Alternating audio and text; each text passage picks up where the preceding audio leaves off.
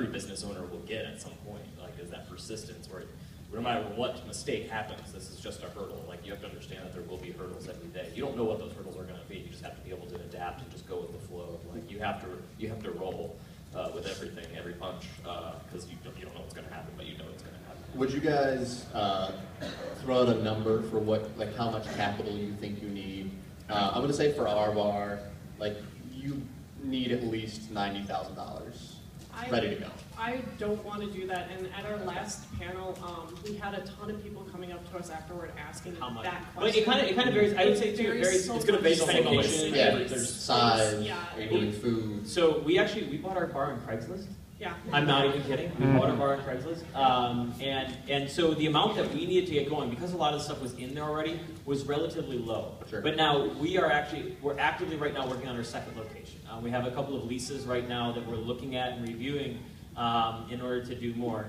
Surprise to our customers that are in the crowd right now, but we haven't really announced that yet. But so yeah, we're actively working on a second location right now, and it's going to cost significantly more in order to get this place going. I mean, I don't think I'm in for quite $500,000 on this new place, but it's going to be a lot more than what we were looking at before. And we are at this point with the original 42, because we got a good deal on it, we're 100% self-financed.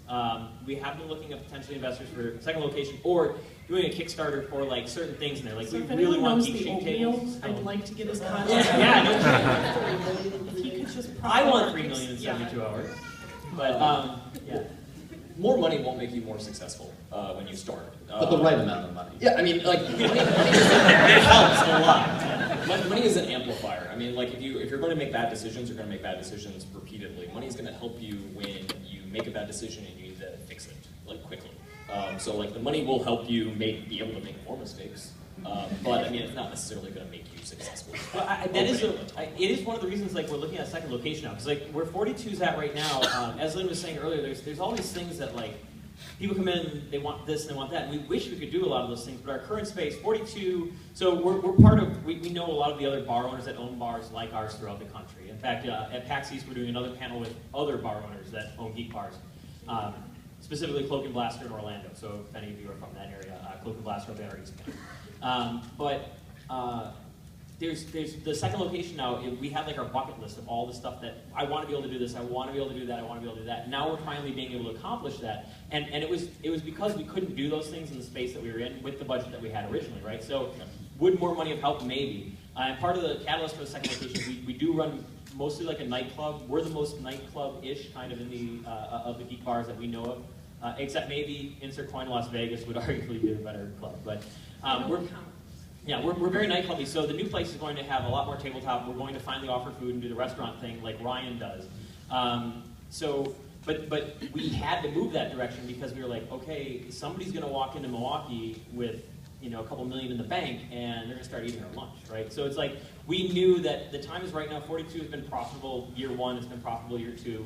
We're doing very well, so it's like, great, we need to make the move now and get ahead of the game before somebody else does. And the number of people that raise hands in here that they want to open geek bars. Right, I mean, right? Like, you're just another Dave, seriously. You're just one. Yeah, you're going to be up here and be like, yeah. It's kind of like when you walk into college on your first day and they're like, well, 50% of you won't graduate, blah, blah, blah. You know, 50% of you will. And it's like, you're going to be our competition, you know, so stay the hell out of Milwaukee, okay? Honestly, I hope all of you end up doing it. I think it would be great. I would love to see geek bars become like just as common as your sports bars. Like, think about when those blew up. Like, you only had one in a city, and then now you have every other bar is now a sports bar. And I feel like that's going to happen with as many gamers as we have. I mean, average gamer according to the ESA is 33 years old. We've been playing games for 14. What is the average age groups that you guys have? We're about 25 to 35. 26 to 36 is average gamer. The average person in Wichita is 32. So it's like right where we want to be to you know, be in an adult environment and still be a gamer. Like, it's a normal, okay thing to do, which is awesome. It's funny to see the range of age that we get, though. Probably a little less so at like the lounge-ish nightclub area, but we have, you know, our Sunday is our board game and pajama day, where it's like you see a lot of the 21 to 35 crowd. Sunday night we do a pinball league, and so pinball league draws from 21 to 60, just because there's that competitive spirit. And then, you know, your Smash Brothers, your Injustice tournaments, like those are going to, you know, draw people And around. Dave will Again, smoke you at pinball over in the arcade room later.